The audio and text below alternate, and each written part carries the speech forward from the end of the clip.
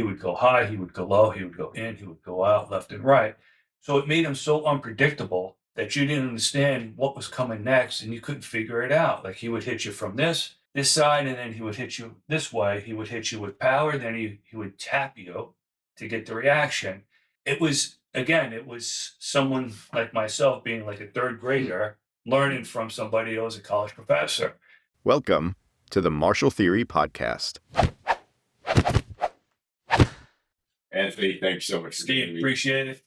So you're not exceptionally well known in the martial arts community, and I think underknown. So at least take a minute or two to give everyone a quick sense of your background in the arts. Okay. I started in the late 80s in a Kyokushinkai type of karate system. I did that for about 7 years.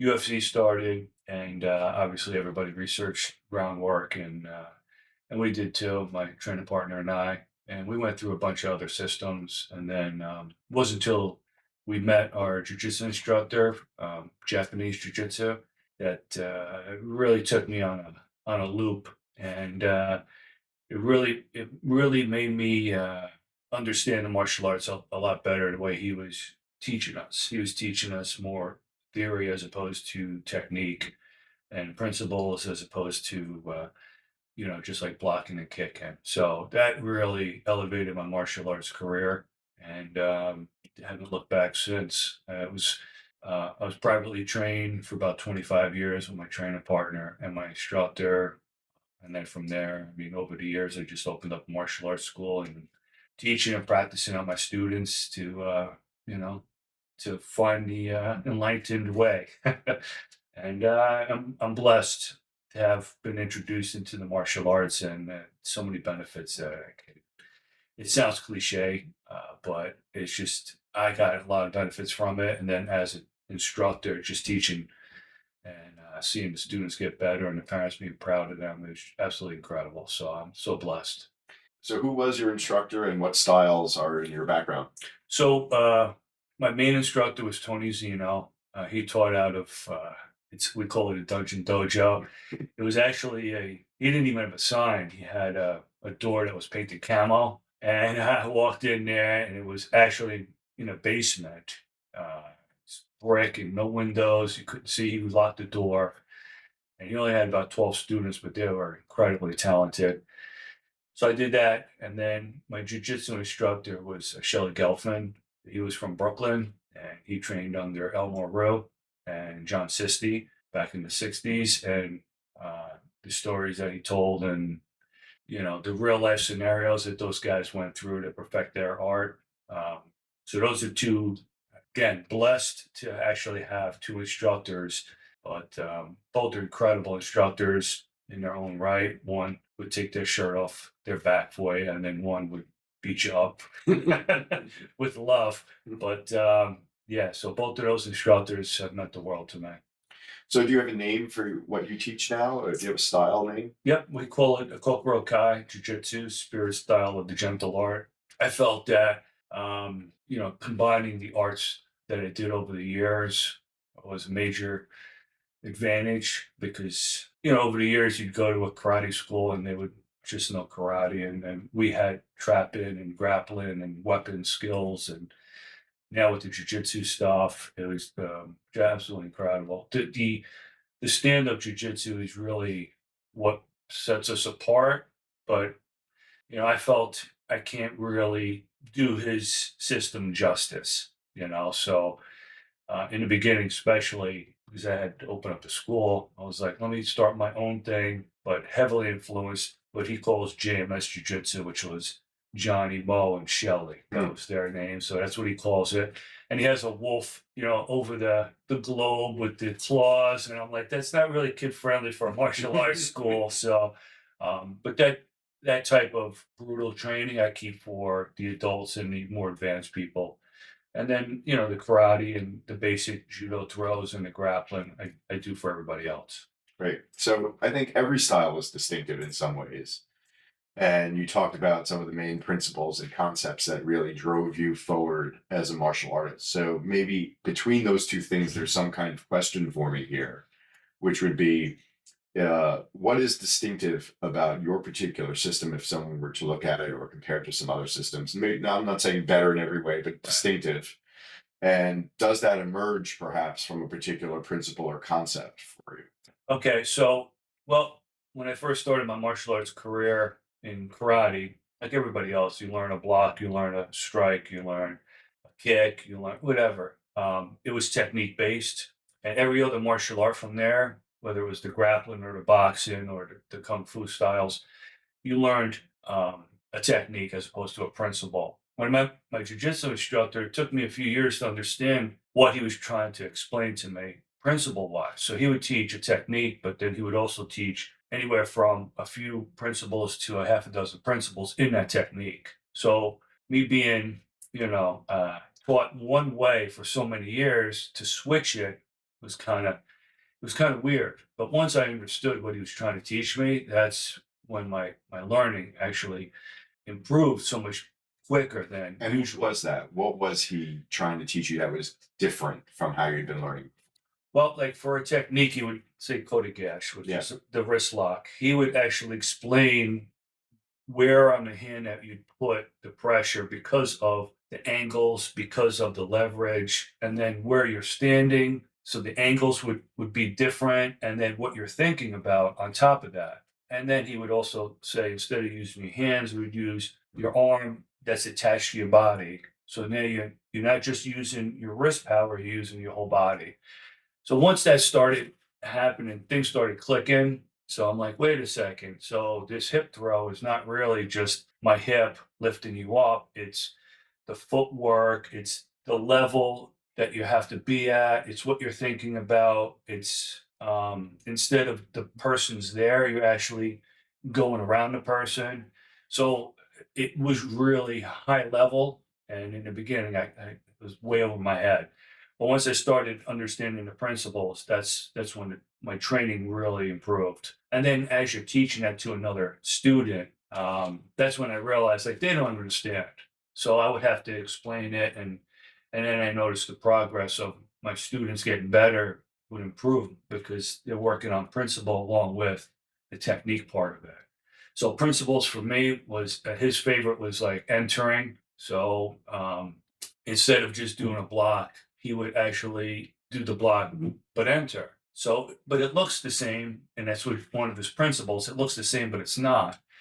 You can't feel what he's doing, right, from a book or a video, but you could feel it when you're there in front of him. So he would block my strike, but it felt different than everybody else, and I had to try to figure out what is he doing besides the block that makes it so effective.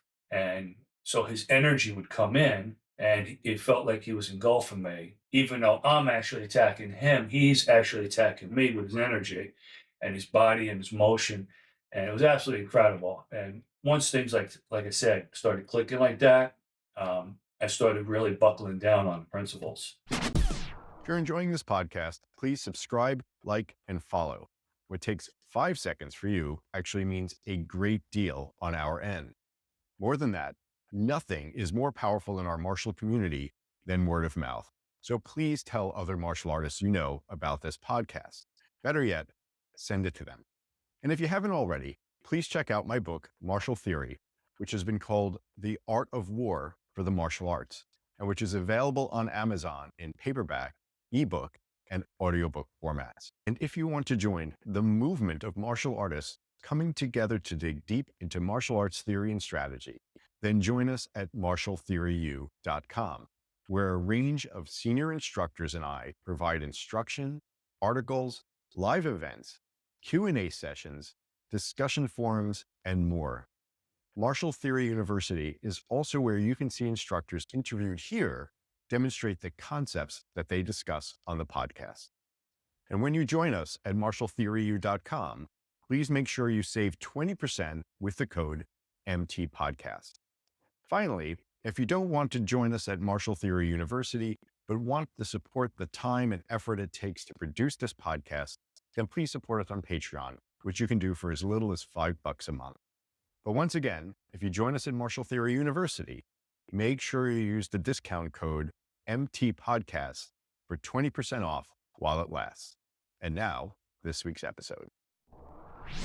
Yeah, that's one of the things that I talk about in the book is the power of entry, true entry, which is really with the full self instead of just with a limb. Our resolute spirit enters, our full bodies, our full psyches enter into technique. Would that be accurate to what you're Absolutely. describing here? Absolutely. Yeah, that's why, I was glad that you wrote your first book and now you have your second book. So, I mean, it's exactly what we do. And that's why I think we became friends and understand the martial arts at the same level. Yeah. What would you say is a way that your advanced students are getting trained that is some of the more advanced concepts or principles that you're doing with them, or some more advanced training method that you're doing with them that is, if I went to another school, another jiu-jitsu school or what have you, might be present, but might not be discussed or featured the same way that it is in your style or in your teaching? Well, some of the things that we go over is actually, the principle of unlocking your body. What does that mean, unlocking your body? So when I first started martial arts, I feel the power of the martial art, and I used to lift a lot of weight on top of that and do a lot of running. It was very physical. When I met my jiu-jitsu instructor, he was able to actually isolate each body part from his other piece that was connected to it. So like his shoulder would disconnect from his chest, which disconnected from his arm. And I'm like, wait a second, how are you able to do that? And he would get tremendous range of motion. So like techniques where we'd grab him in a bear hug, he was able to, even though I was behind him, punch me in the face. And I was like, well, how are you punching me in the face? He would detach his shoulder from the rest of his body, and he was able to get a tremendous amount of range of motion. And now, mind me going back, I'm in my late 20s, and he's probably what I am now, mid 50s. And I'm like, how's this old man, when I thought it was an old man, able to do that with his body? Now that I get older, I realize what he was doing. And it's so much more beneficial to have your body fluid, especially as you get older, because you see old people like this and they're all scrunched up like this. And he's able to move his body in ways which are absolutely incredible to me. Once I started researching it and working on it, I felt a lot more loose. So, you know, one of the principles is not only you're going to connect to your center, but you're able to disconnect. So when someone puts you in a lock or something, you could actually disconnect your body from that lock, even though they're trying to lock you. They're trying to get your center from with their center. You're unlocking it, and you could feel that. So that's what we do with the instructors. We work on a lot of range of motion, which again looks the same as everything else, but unless you actually feel it, it's not the same. It looks the same unless you know what you're looking for, right? And then Absolutely. it doesn't look the same. Yep. This is really interesting to me, this concept that you're contending with. And it's present in a lot of internal arts. They talk about this in a different way in the Chinese internal arts and so forth. But I want to challenge you back with it in a way. And I know that there's no real contradiction here, but I want to extract from you and for the listeners and viewers how you're articulating this. Because on the one hand, in martial arts, we're always talking about the importance of being centered, of body unity, and so forth, right? And that's where power comes from, and that's how we are able to enact our techniques. But now you're also talking about disconnecting Correct. body parts and so forth. Now I know in reality, those two things really can operate in harmony. That's yin and yang, right? But they sound like they could be contradictory. How is that not contradictory? Well, I've always asked that question because I've asked my jiu-jitsu instructor.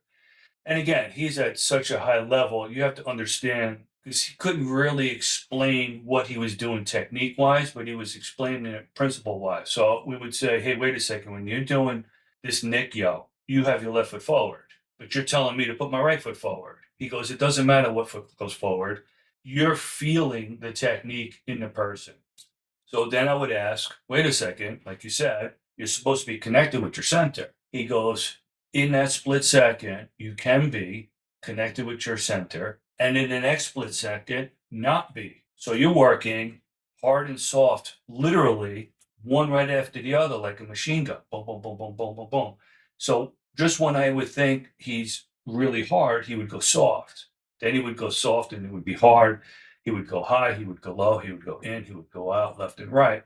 So it made him so unpredictable that you didn't understand what was coming next and you couldn't figure it out. Like he would hit you from this side, and then he would hit you this way. He would hit you with power, then he would tap you to get the reaction. It was, again, it was someone like myself being like a third grader learning from somebody who was a college professor. So you can actually still have the center connected, but then at the same time let it go, because you have to let it go. If someone has your arm in a nick, you want to not be centered with that. You have to disconnect so he can't get your center, Mhm. which again was a principle. And I'm like, wait a second, you can do that? And what really blew my mind when I first met him was I saw him do Sanchin Kata, which is supposed to be really hard. He did it like a Tai Chi form. And then he did a Tai Chi form like Sanchin Kata. I was like, wait a second, how are you can do that? He goes, yeah, I can do that. And he made it so fluid, the Sanchin Kata, it looked beautiful. And it really, I was like, wait a second, there's a lot more to the martial arts than what you're seeing as, again, a block, a kick, or a strike. It's really in depth. So as I was just telling my instructors, as I get better, I realize how much there is to learn. It's incredible, and it's exciting. It's exciting. What would you say in your own training was an absolutely pivotal moment that created for you a real paradigm shift on the martial arts or on your journey or on teaching?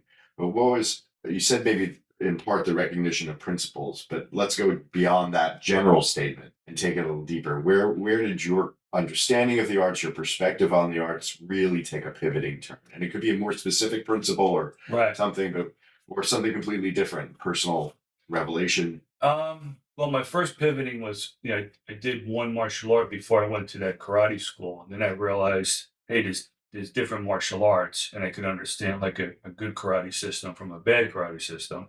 There's no really bad, but like a better one that I wanted. I wanted more street and a tournament. So, and then from there, when I met my jiu-jitsu instructor, it was it was beyond the technique. So once I understood, okay, he's doing something different, I have to figure that out. But it really didn't take until COVID where I was finally able to do a Zoom lesson with him and video him for the first time, and then slow the video down and understand in the beginnings of what he was trying to teach. Because, when you're in the technique, because it was only really the three of us or the two of us together, I couldn't really understand because I'm worried about getting hit, getting thrown, because he wasn't light.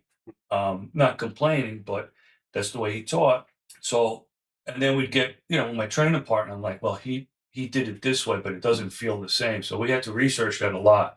But it wasn't going back to the Zoom, where I could actually slow the footage down and see exactly what his body was doing and start to understand that. So it was painstaking in the beginning, but Zoom was really where I really started learning the principles. Like he would explain it, but I'm like, I still don't understand it. So, what would you see on that Zoom? What was it? You're telling me that Zoom was defining because you got to see something. Give me an insight that you picked up. Well, yeah, okay. So my training partner was really good with the sticks. So there was a piece of footage and he wouldn't go slow. So my training partner would have to go full out with the sticks, and he's swinging, and Shelly would move, but he would move different. So it would look like the stick was going to hit him. Shelley being your My teacher, yeah. It looked like it was going to hit him, but he would just miss it because he knew the distance and the angle, and he understood how far the arm was out, how long the stick was. So he was calculating, and you could see it, like you could see his calculation. He's like, I got to move my head this far out of the way, just enough, look like it's going to hit me, but close that gap so small where I could actually shoot right back in. So there's no extra time. So you don't want to go. He didn't want to go too far from the strike because then you got to go back and they got to make up that time. So he would time it so it would just miss him and it would go in. But you'd see that in slow motion because you could see his body, his shoulder, his hips, the way he put his feet was perfect. But that was from, again, years of pivot steps, pivots, years of training angles, and moving his body the correct way as opposed to just being. So the insight for Yeah. you there was really about economizing evasion. That was one of it. Yeah. And then the second was, as he went in, he would not push my buddy down. He was actually moving his body connected with his body. And so it actually looks like, boom, it was like an Aiki move, Aiki JuJitsu. So I'm like, wait a second, how's he doing that? Because it looks like my training partner is just falling, but he wasn't. So I would have to break down, what is his right shoulder doing to him? What is his left shoulder doing? What's his hip doing? What's his chest doing? Why is his head moving this way and that way? So I would have to break it down. And it was fun to do because I'm like, I would grab one of the instructors out. I'm like, I just want to work my right shoulder. So I'd work the right shoulder for like a half an hour trying to figure out how he did that. And again, all he did was, it was just boom, and he went down. Let me play off that because to me, the first time I saw you practicing, teaching, that was one of the things that I found distinctive about what it is that you're doing. That so many jujitsu schools and so forth, and it's not just jujitsu, right? But so many jujitsu schools are people will be soft and relaxed and so forth, some harder than others.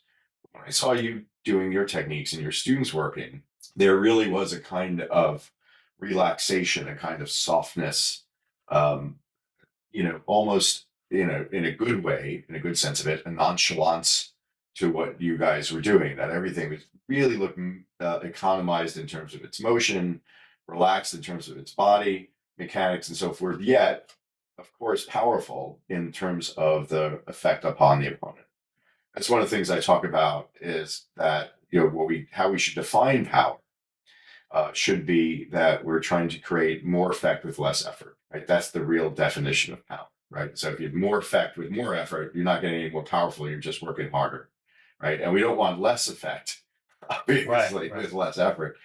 But when I look at what you guys do, in its own way, we really are seeing a tremendous amount of effect with a real economy of effort and relaxation. And you talked a little bit about what the secret is to that with respect to opening the body, closing the body, connecting and disconnecting. But help us understand a little bit better how it is that you do that so powerfully while staying so relaxed at the same time. What's distinctive about your training method, particularly, that leads people to be able to get to that point? It is actually trying to be more relaxed. So, but people can try to, I'm sorry to interrupt, but people can be more relaxed, and lots of instructors can say relaxed, but then less is happening, less gets accomplished by their students because they're not tapping into the kind of power they need on their side to create an effect on the other side. Right. So there's something other than just relax. Oh yeah, absolutely. Okay. There's a bunch of principles like your book. I mean, you could take one principle and you could spread it along every single technique. Yeah. So one of the principles that we work on is full body motion. So what happens is when people, I always say kotegash or nikyo. So when someone does a kotegash, they're thinking their wrist and their fingers have to do the technique. But what they're not realizing is as you grab onto that person's wrist, you're actually fighting yourself because all your strength is coming back into your body and you're using your forearm muscles and your hand muscles to try to control the hand, which is not what it's supposed to be for. Your hands are supposed to make a connection with that person's wrist. Now that connection takes my center through my arms, through my hand, into his hand, through his arm, into his center. Again, people think I'm strong, I'm going to wreck this wrist. That's not what's happening. The wrist lock is actually done by my body. And I'm not attacking your hand. I'm actually attacking your center. So my center, my full body, is attacking your full body. Everybody sees this. Mm-hmm. They don't see the connection that I make with you. It's almost like a dancer, or you see a football player on the line, like an offensive lineman. They're not necessarily just pushing with their arms, they're using their whole body. This is, I think, one of the problems with terminology in a lot of ways, right? So kotegash in Japanese really means more of forearm manipulation than wrist. But we adopt in English terms like wrist throw or wrist lock, which gives us the impression, therefore, from a linguistic perspective, that we're putting the energy into the wrist. The action is about the wrist. And you're saying, I think accurately so, that it's certainly not really. It's about that body connection. And you train that by, therefore, how do you get people to develop that connection? Because it's one thing to say that we've got it, another Right. thing, and it's hard to articulate, I'm sure, but can you give us some sense of how you train somebody to get there? So we train by letting them have a connection with their own body. Okay, so know thy enemy and know thyself. So you have to know thyself first. What is my body doing? Am I pushing? Am I connected to my center? Am I not connected to my center? Do I have good posture? Am I leaning forward? What am I thinking about? So at first, you have to get the student to be connected to their own body. Yeah. With their limbs. Let me pause you there. Yep. I think that's a magnificent way to put it too, because as I always talk to my students, when our bodies are properly connected, we will naturally exploit the places where the opponent's body is not as naturally connected, right? Do you find that accurate? Absolutely. Yeah. Absolutely. So that's the beginning point, because already their bodies are going to respond to us in different ways than they would otherwise. Right? All right. So sorry. Yeah, so no, that's continue fine. on. Continue on. So we're connected here, and then what I do is whatever technique it is we'll stay on Kotegash. So I will let them put them in the Kotegash, but not put the Kotegash on. And then I will say, okay, let's see if you can move the body without putting pain into the wrist. And if you could do that, then you're understanding, hey, I'm able to move him without the wrist. Mm. Okay, so you're just using it as a flow through. Okay, and as the student gets better, if they can move the body with they're moving their body, not moving their arms at all. They can move the opponent's body, right? Correct. Yep. And then they would move their own body to move the opponent's body. So you can move them back, you can move them to the side, however you want to move them, depending on the situation. Fight multiples. But as long as you have this connection, once you make that one connection, then the next lock or the next throw or the next block is so much easier, because now instead of them just blocking the arm, they're blocking. I say blocking because I teach. Professor hates the word blocking, but you're blocking, and what you're doing is you're putting a connection on your block to their arm, not just to push it away, but to connect to their center. So everybody thinks a block and just pushing the punch away. What we're doing is, as we're blocking, moving out of the way, we're making that connection to their center to off balance them, to move on to either the next opponent or in to get the guy. So that's what makes it different, but it's hard to teach that in the beginning. So you have to teach them the block, and they have to not be afraid of it to a certain extent. And then when they realize, hey, wait a second, I have to make this connection. I don't have that. I have to start working that. And that's what we work on. We work on that a lot. We work on the Boken a lot, where we could get that extension with their own center, using a weapon and entering with that weapon. So the bow is something we work a lot with, but body on body, we're constantly working that. And people get it, and then all of a sudden they lose it. And then you can tell when a student has it, because they could see it in their eyes. Oh, no, I didn't have your center that time. So that's the important part about teaching, is seeing that the student can actually grasp that. So we work on a lot of that, where we work on a lock, a block, or a throw. So instead of just lifting the person up for a hip throw, we're making that connection. What would you say is, for you, your next step as a martial artist? Where is the thing that you're working on now? And it could be a subtlety, it could be something small, but or something major. What's something conceptually? What's something physically? And they're probably united, that you're saying, the thing I really want to be able to do next, the thing that I've got to be able to do better, or the thing I see that I could do that's just a little out of my reach right now is this. What's that? So it's pretty funny, because when I first started my karate system, he would do a thing called blindfold fighting. So first time I saw that, I'm like, they already know the pattern. As I got into it, I realized that they didn't know the pattern. So it would be, you put a blindfold on, and you'd have to meditate, and you'd have to feel the room, and you'd have to feel the energy. So this one of my instructors was Pete, and he was able to put the blindfold on and a pair of gun range earmuffs on, so he couldn't even hear what was going on, and he would spar people in the dojo, and he could feel what was coming, which was absolutely incredible. So obviously it's the key. So I stopped that for a while because, again, I was on my journey for jujitsu and Yeah. stuff like that. Full circle now, I'm going back to that. So a lot of the stuff that we're working on now is internals. So I learned the principle of enter at a different level now because he's entering with his body, the professor, and I understand that. But he's entering with his energy. Mm. And we're working on energies now. So as I'm working with my guys, I would have them put me in Kodegash, and I'm trying to work the energy for them not to be able to put me in Kodegash. Mhm. So the professor, my jujitsu instructor, at the last level would say, you don't have to use the muscle, you don't have to use the technique or even the principles.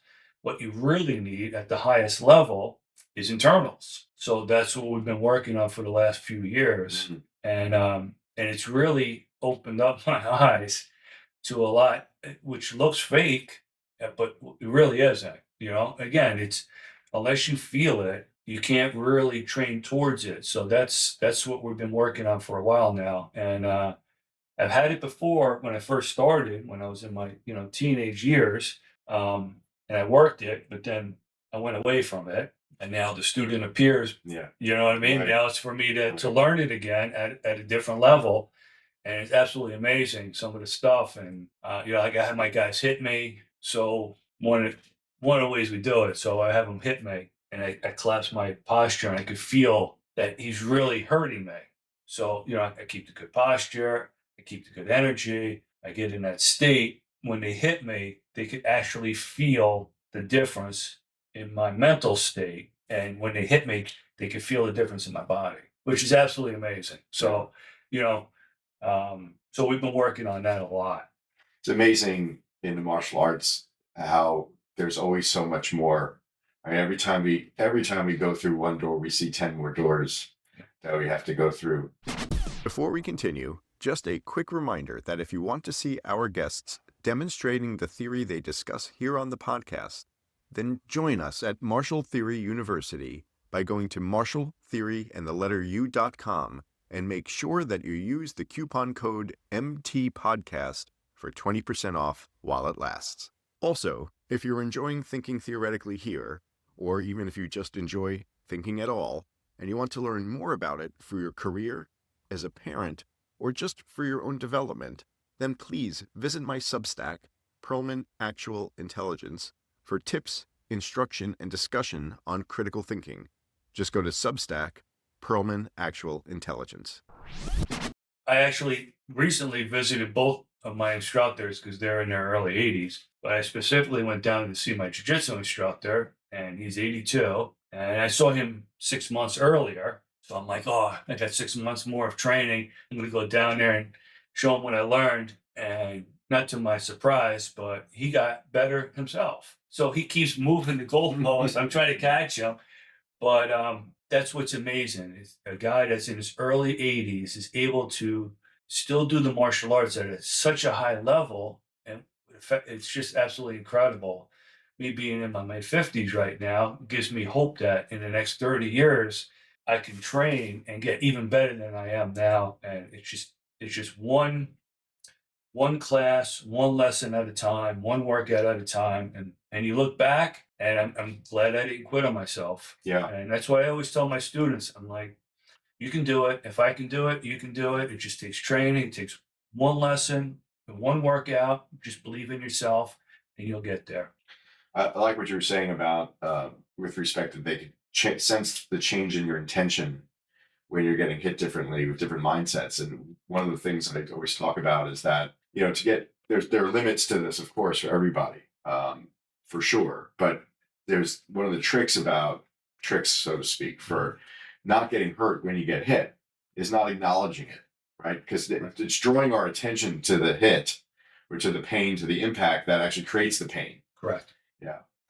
So I want to ask you this: as a senior instructor now, you've been around the block a lot of times, you've been teaching a lot of years and training a lot. What's a piece of advice you would give to younger instructors or other instructors out there on their journey as teachers of the arts? I would say you get more benefit from teaching a student. I mean, I was so happy to get technique and principles and, all about me. And I was like, okay, where I was as a young man to what I was in my 20s, I was like, I'm going to get more powerful. Nobody's going to mess with me. But it wasn't really until I started teaching somebody that I understood the effects of a martial art, what it can do to somebody. So as a young instructor, I got thrown into a like a little class at a health club because the girl went to college. So I was like, yeah, I'll teach you. I never taught kids. But you could see the change in the kid. You could see the change in the parent and the gratitude of the parent, what you're doing for their child. So what's the message in terms of? I think I understand and appreciate greatly the fact that you know we can benefit people a lot through the martial arts, and I think you're headed in that direction with this comment, and it's an important one for sure. But what's the tip for other instructors in terms of how to extract more from that, do it better? What's the tip here? Well, I want my student to be better. Okay, so like you praise my students and my instructors. That's because I put a lot of effort into it because I want them to be better. Because as they get better, they push me to get better. Mm, Okay, so I don't want a school full of guys that are just going to fall over for me. I don't want them to take my head off either, yeah. but I want them to challenge me. But they can't challenge me if I don't make them better. So my whole thing, especially from my first karate instructor, was his philosophy was I want a school full of guys that can take care of themselves, Mm. and that's why I said he would take the shirt off his back for us. And I felt if I ever open up a martial arts school, I want that philosophy. So I want those people that go off to college and then come back for my 20th anniversary at the dojo. I was happy to see them come back and then thank me for what I did for them. So uh, you get a lot more out of it, not just mentally, but you're helping people, and then you realize as they get better how much more you understand the martial art. Mm. Okay, so you're teaching it at a higher level now as opposed to like a lower level. I could teach somebody how to throw somebody. I could do that for 20 years. They could get good, I guess, but I want them to understand exactly how to throw somebody because then when someone walks into my dojo, I want the parent to say, I want my kid to look like that kid in there, or I want to feel like that guy over there, or that woman over there. So that's teaching your students is absolutely number one, and it actually propelled my martial arts abilities also. So I'll leave the last word to you. Anything that you want to talk about that we haven't, and then let's make sure we end with any message you want to send out to everyone listening about the martial arts community, about martial theory, about anything you want, any message you want to speak out to people. Well, what I try to explain, especially when people call me on the phone or come in, like you really have to research your martial arts school. I think we have to do as a community a better job of explaining what the martial arts is all about. I know it's about fighting, and you see that in the rings and stuff like that, but it's more than that. It's more than just being able to beat somebody up. It's about being able to protect yourself first and foremost.